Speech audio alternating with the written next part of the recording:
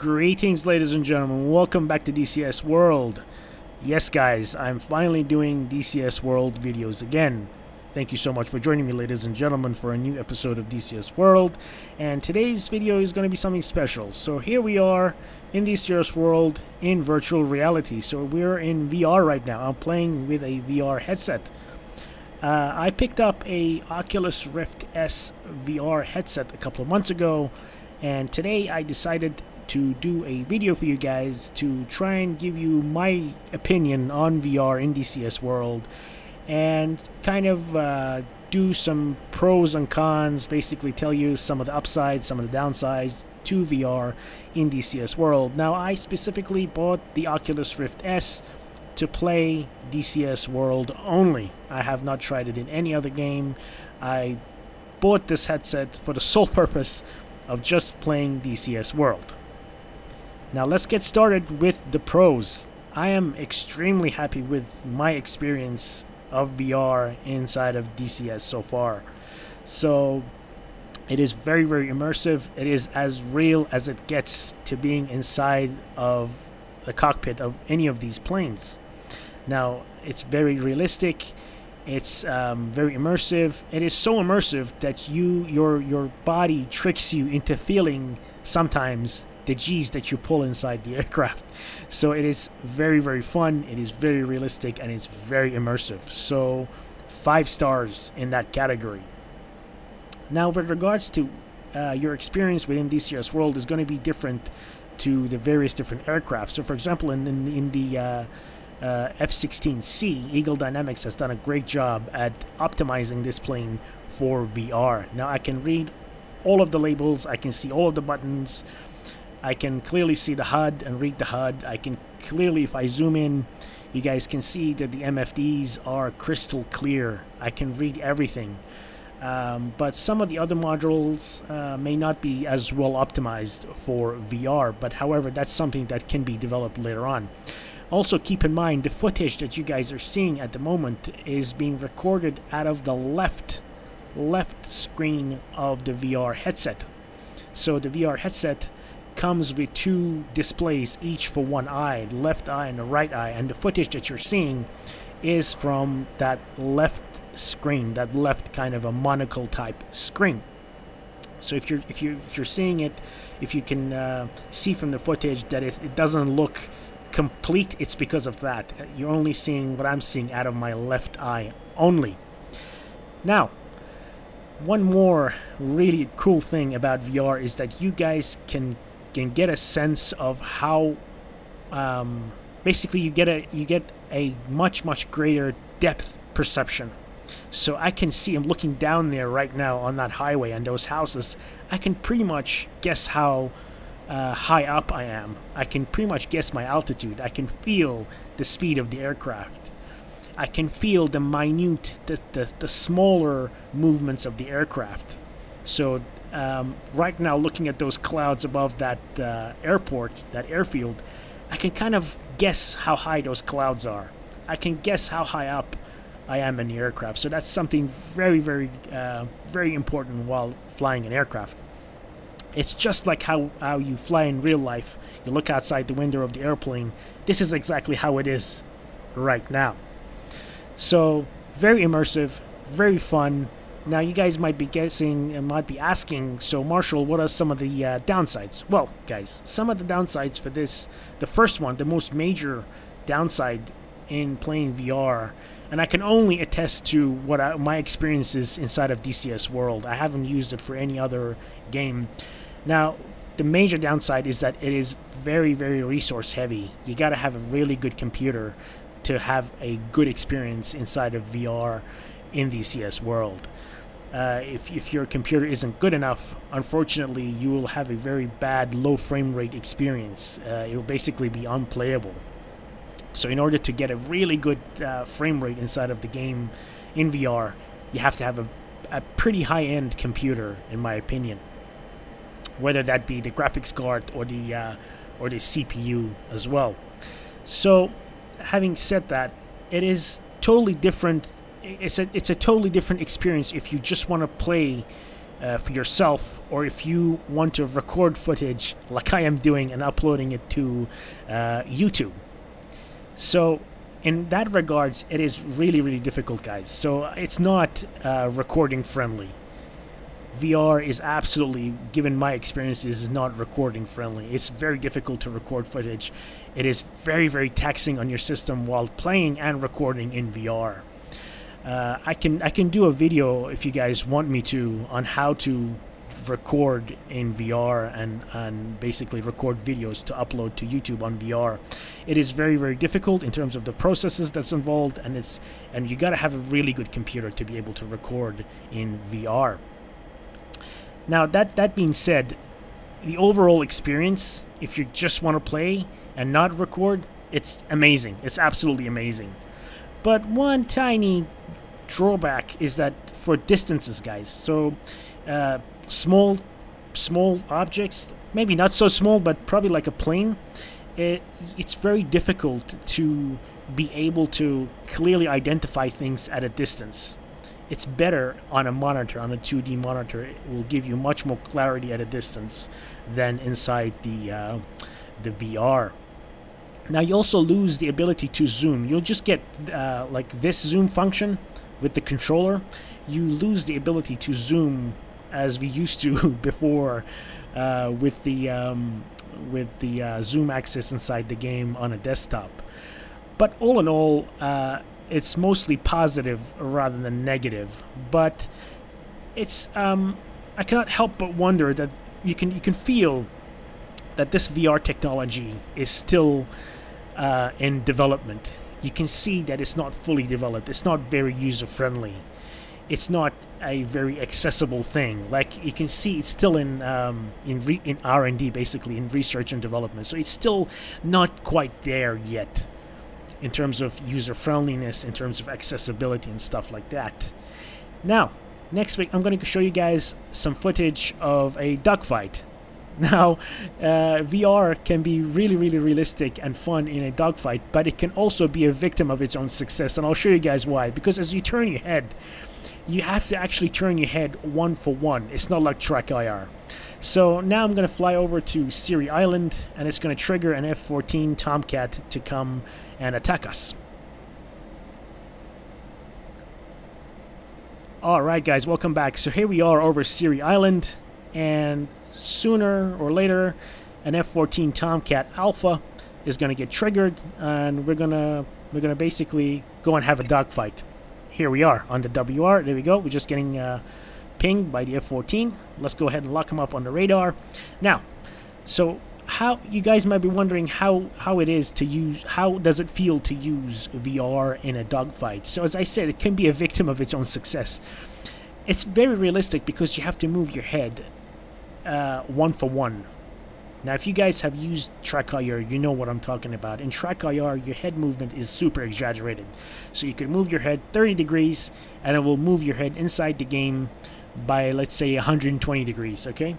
In VR, it's not like that. In VR, it's 1 for 1. So if you want to turn your head 90 degrees, you have to turn your head 90 degrees in real life.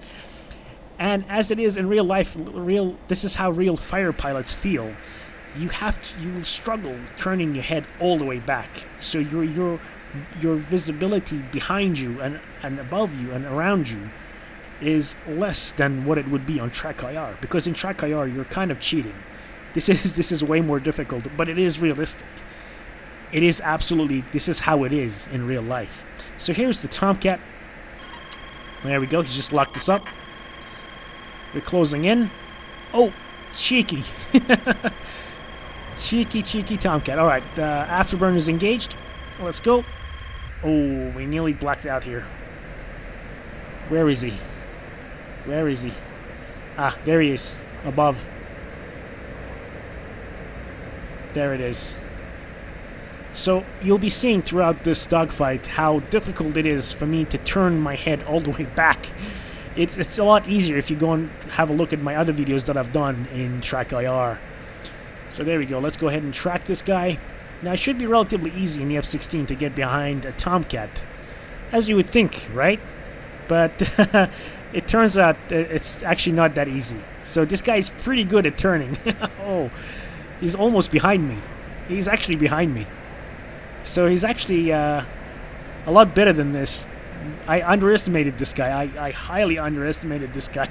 And there we go. He's behind me. I think I've messed this up here, guys. I might have completely messed this up. So you guys can see right now, right here, I'm struggling to turn my head all the way back because I have to actually move my head in real life all the way back, which is not an easy thing to do if you're not a flexible person.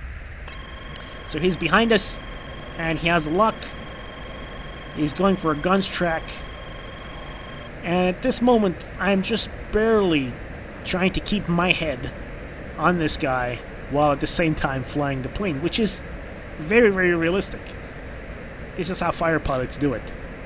So I'm just trying to do a one-circle fight here with this guy. There we go. We're very high AOA, and our speed is going down. So that was the stall warning. Alright, so I'm hoping that I could use the turn rate of the F-16 to beat this guy in this single circle turning dogfight. But it seems that I am not having much of a success here, guys. I severely underestimated the F-14 Alpha's turning capabilities. Altitude. I'm gaining on him slowly, very, very slowly, but he's definitely beating me. He's definitely beating me at my game. And to be honest, I don't have much of an experience inside of the F-16.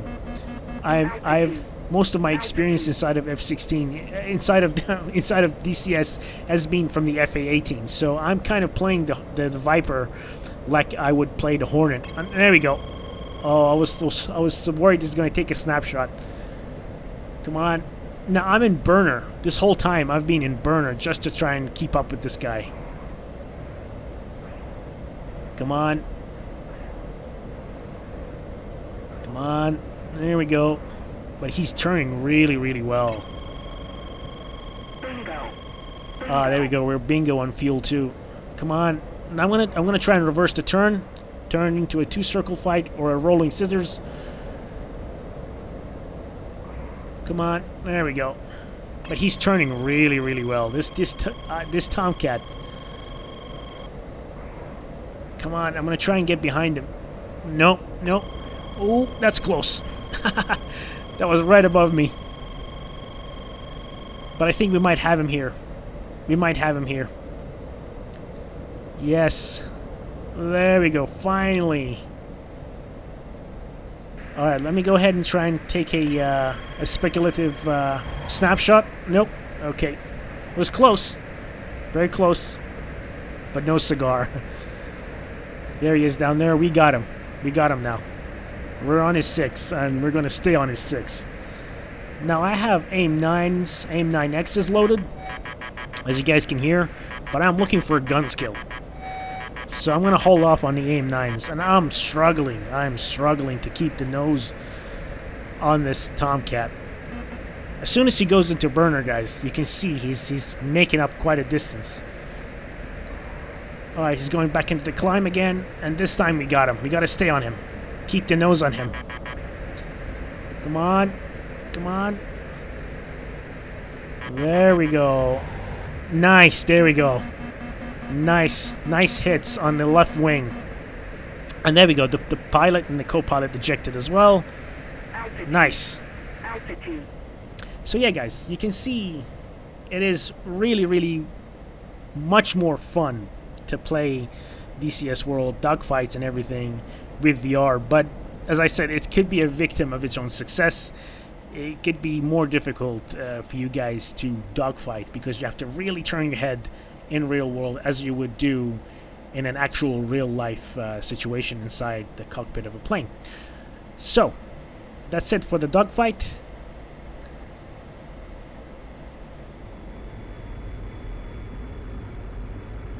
Alright, guys, welcome back. So here we are. We're inside the cockpit of a Mig-21. Now, in this instance, I want to go ahead and demonstrate to you guys the air-to-ground experience in a VR setting. So we're in the Mig-21 BIS.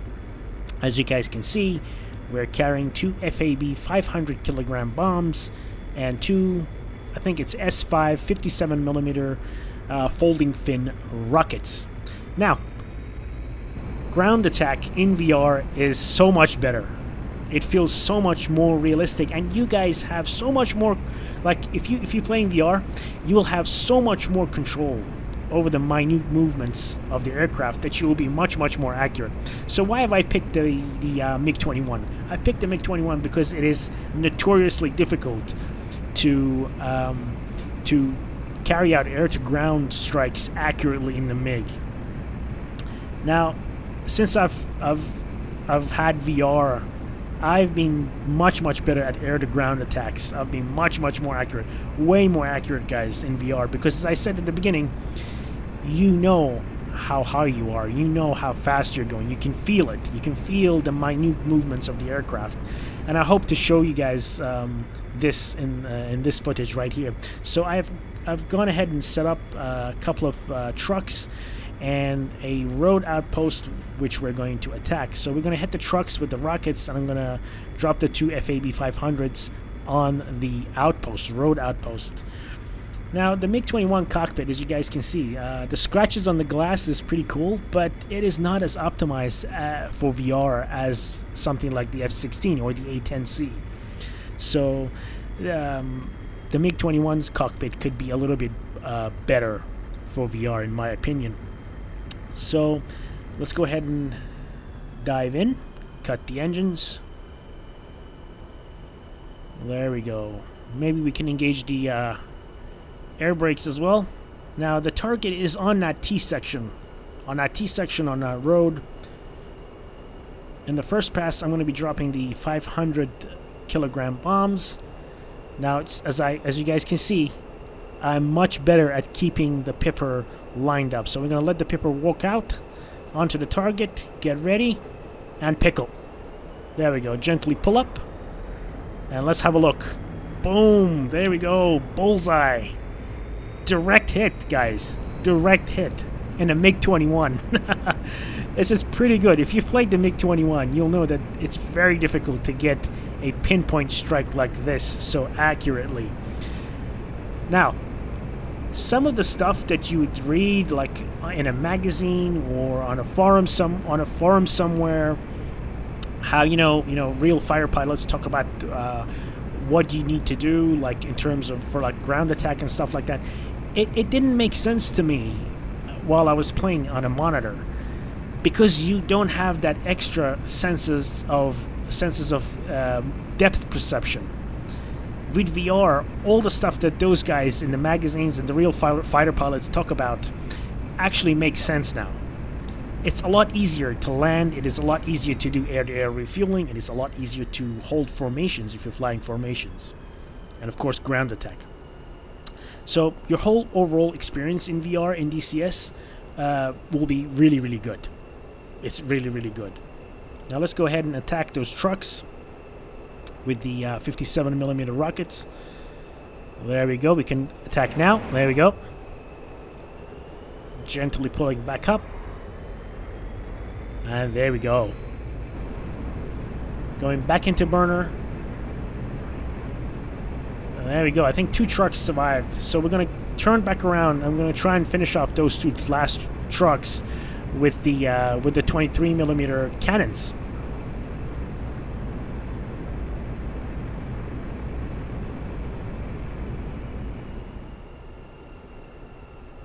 Okay guys, so here we are, lining up those 2 trucks for a guns pass. So as soon as we get the light to attack, there we go. I kind of messed this up now. There we go, 1 and 2. There we go. I think we got them both. We might have got them both, but I kind of messed this up. I kind of messed it up. So let's go and do some evasive rolls. But nobody's shooting at us, so there's no point for these evasive maneuvers.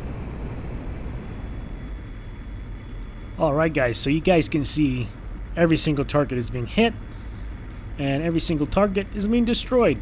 So ground attack in VR is very rewarding, and as I said, it will be a lot easier for you guys. So next, we're going to be looking at formation flying. I wanted to do some air-to-air refueling, but the video is actually kind of getting very long. So next I'm going to show you guys some formation flying, and formation flying is actually very easy in VR and very rewarding too. Alright, ladies and gentlemen, welcome back to the cockpit of the F-16. So here we are, we're in a finger 4 kind of formation over Vegas. We're in a formation with an F-15E Strike Eagle, as well as a Tomcat and a F-18 Hornet. So down there is Las Vegas International Airport. And yeah, so as I said, formation flying in VR is absolutely fantastic because of two reasons. One, it is easier to do. It is easier to maintain a formation. As you guys can see, there's the Tomcat and there's the Hornet as well. It is much easier to hold formation because you can feel the movement of the aircraft and you've got that sense of depth. And also you can see how big the aircraft is. Like this F-15E Strike Eagle is absolutely massive. Like I can see it right now. It is so much bigger than what you used to seeing on a 2D monitor. So the Tomcat too. It's a massive plane. Okay guys, so that's about it for this video. So in conclusion, in summary, could I recommend VR for DCS? Absolutely guys, 100%. It has made my flight simming experience in DCS hundreds of times better. It is so much better. As I said, I will never go back to playing with Track IR. Now, as I said, there are some downsides to VR, especially with regards to if you're planning to record footage. Okay, if you're planning to record footage, it's very, very difficult and very, very cumbersome. Now, if you guys, as I said, if you want me to do a video to show you guys how to record footage in VR, let me know in the comments section. Other than that, VR in DCS World is absolutely amazing. It's absolutely a pleasure. Absolutely a pleasure to play DCS World in VR. It's absolutely fantastic. And that's about it guys for today's video. Thank you very, very much for joining me guys once again in DCS World. I will see you guys in the next video. Until then, take care and bye-bye.